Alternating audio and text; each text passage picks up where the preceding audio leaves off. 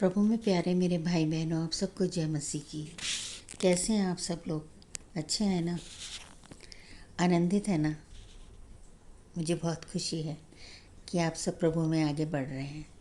आइए चलिए वचन की ओर। आज का संदेश है मेरा कि जब हम अपनी आशीषों को पीछे करके किसी भी तरीके की अंधकार में या कालिक से भरे हुए या नेगेटिव विचारों में फंसकर कोई गलत काम करते हैं तो किस तरह हमारी आशीषें हमसे रूठ जाती हैं और कैसे हम श्रापित हो जाते हैं। कई बार ऐसा होता है कि हमें मौका मिल जाता है फिर से खड़े होने का, प्रायश्चित करने का, और कई बार ये बहुत देर हो चुकी होती है। आइए देखें वचन से, तो ये हमें संदेश क्लियर हो जाएगा। उत्पत्ति निकाल लेते हैं, उसका 25वां और अध्याय देखते हैं। पहले इसहाक के दोनों बेटे एसाव और याकूब, इनके बारे में है। और मेनली मैं याकूब की बात करना चाहूँगी कि दोनों भाई बड़े मज़े में रहते थे, लेकिन अचानक से याकूब के मन में नेगेटिव बात आ गई, धोखा देने की बात आई अपने भाई को, अपने पिता को। अध्याय 25 और अध्याय 27। अध्याय 25 में उसने अपने भाई को धोखा दिया और अध्याय 27 में जब हम देखते हैं तो अपने बूढ़े और अंधे पिता को धोखा दिया उसने। हुआ क्या था, हालांकि इसके बीच में पूरा उसकी माँ का भी हाथ था, लेकिन एक इंसान का खुद भी ज़मीर कुछ होता है। उसने अपनी माँ की बातों में भी आया और उसने खुद भी वही काम किया।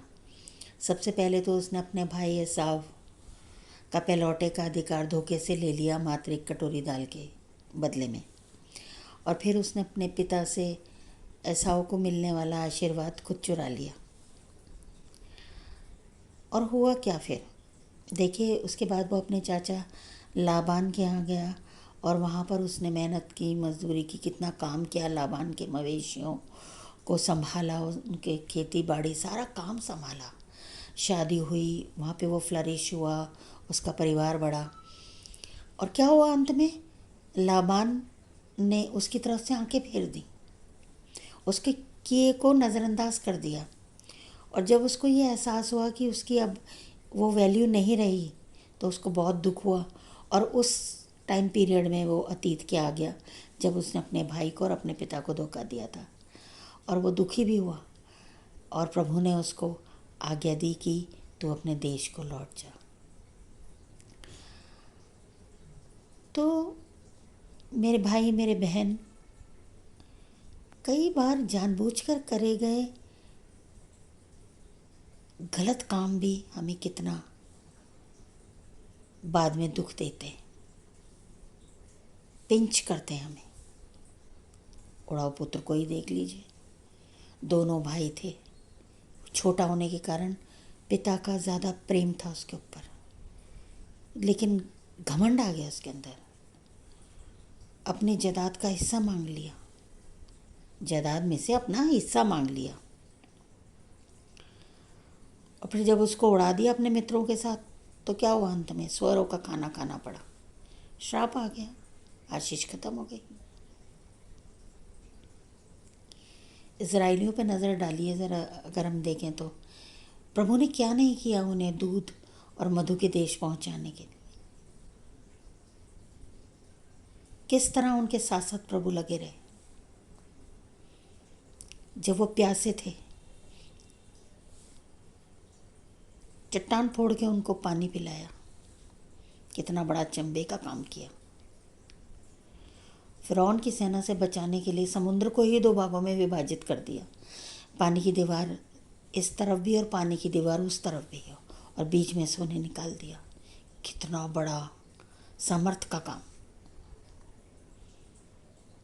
भूख लगी तो मन्ना बरसाया, स्वादिष्ट और हेल्दी मन्ना।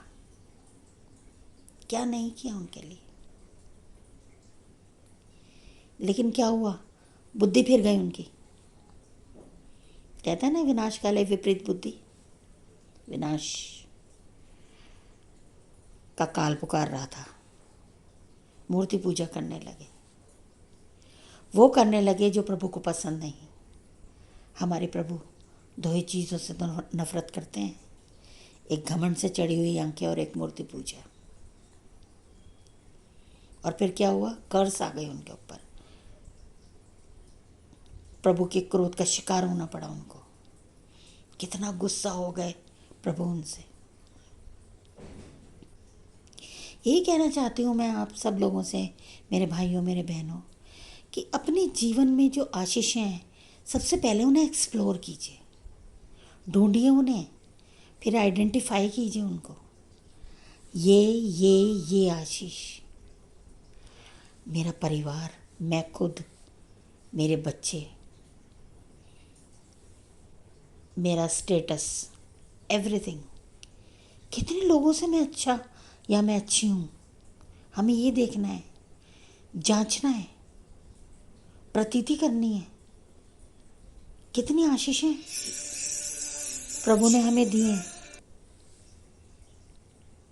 और उन आशीषों को हमें संभालना है। हमने उन्हें एक्सप्लोर किया है, हमें उन्हें ढूंढा है, खोजा है उन आशीषों को, और अब उन आशीषों को हमें संभालना है। ये नहीं कि कोई भी गलत काम करके उन्हें खो देना है। हमें कर्ज में आ जाएंगे फिर हम। आइए आज मैं और आप अपने आप से वादा करें कि नज़रअंदाज करेंगे हम नेगेटिवनेस को, नज़रअंदाज करेंगे नेगेटिविटी को, पॉजिटिव रहेंगे हमेशा, प्रभु की दी हुई बरकतों के लिए धन्यवादित रहेंगे हमेशा, नतमस्तक रहेंगे हमेशा, और अपनी बरकतों को पकड़े रहेंगे, थामे रहेंगे, ताकि कोई हमारे ही अंदर की बुराई उन्हें हमसे अलग ना कर दे। प्रभु आप सब लोगों को बहुत आयत से आशीषित करें। आमीन। जय मसीह की।